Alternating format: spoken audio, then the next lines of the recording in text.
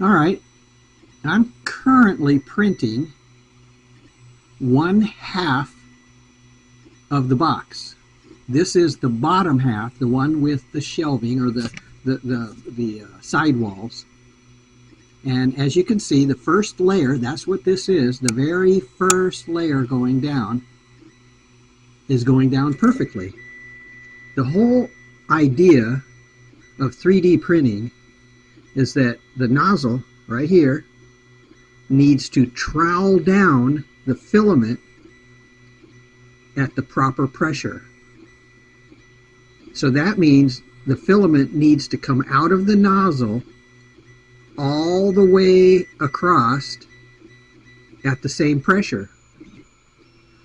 The pressure is set up originally by tramming. Tramming the bed is the most important part of 3D printing. If you don't get the first layer down, if you don't get it down properly so that it has a base to print against, then you're going to have problems.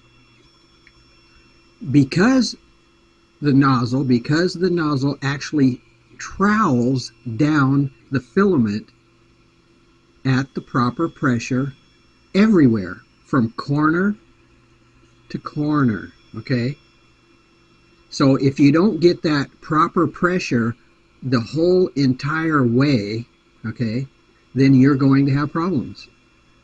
So you need to start out with a very flat surface, very flat, okay? Not just partially flat, but flat from corner to corner, side to side. Once you have a flat, rigid surface to print on, then you don't need the electronic gizmo over here. It becomes useless because there's nothing to account for. There is no highs or lows to account for at all. So using this little probe here on the side is, again, it's useless. It wastes time and it takes too much effort to tram the bed. Tramming is usually done with a paper feeler gauge, just like this, okay? What that does is it sets the proper distance on the place that you're going to print, and I'm printing on the tape, so I have to take into account the thickness of the tape for tramming, okay? So I'll tram it corner here, corner there, corner here, and over there. That's my printing area. I'm not printing out here, okay?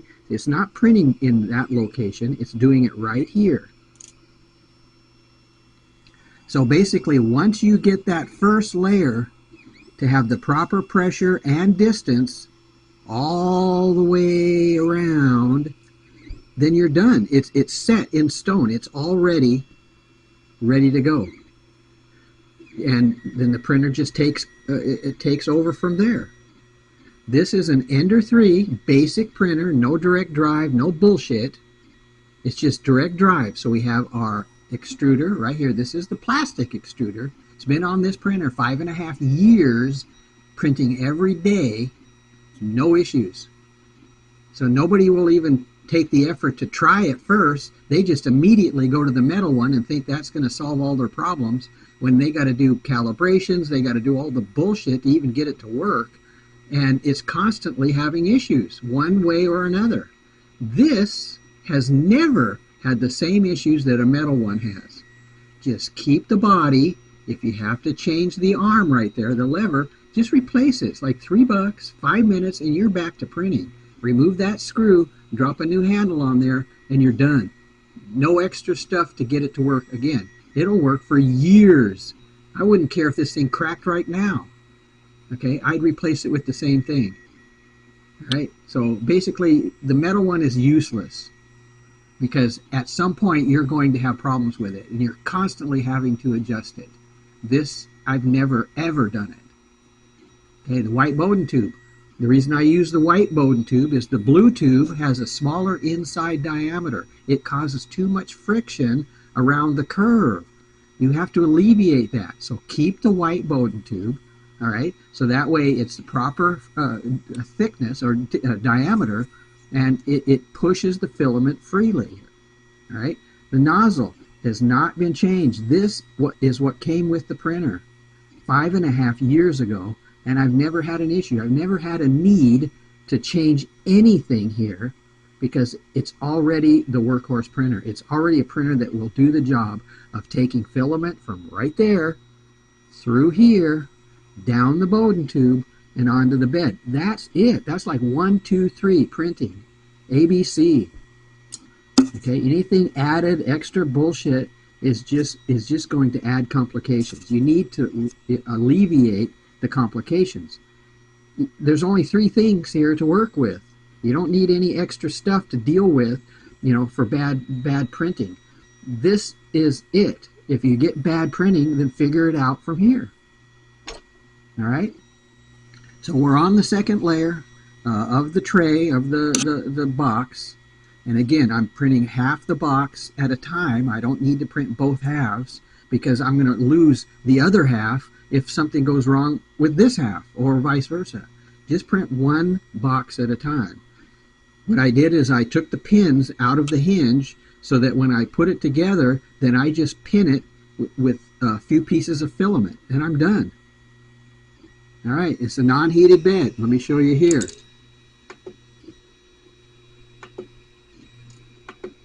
Right there, nozzle's at 215. The bed is non-heated. I don't even have to heat the bed here. This is no heat to the bed to enforce adhesion. You can see there's no curling, no warping, no print leaving the bed, not curling up, no Elmer's glue anywhere. This is how to print.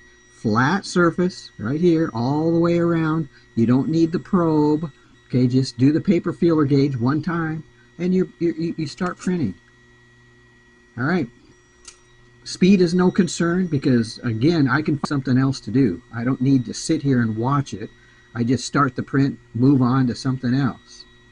All right, E-steps are still at 93 because I haven't changed anything over here.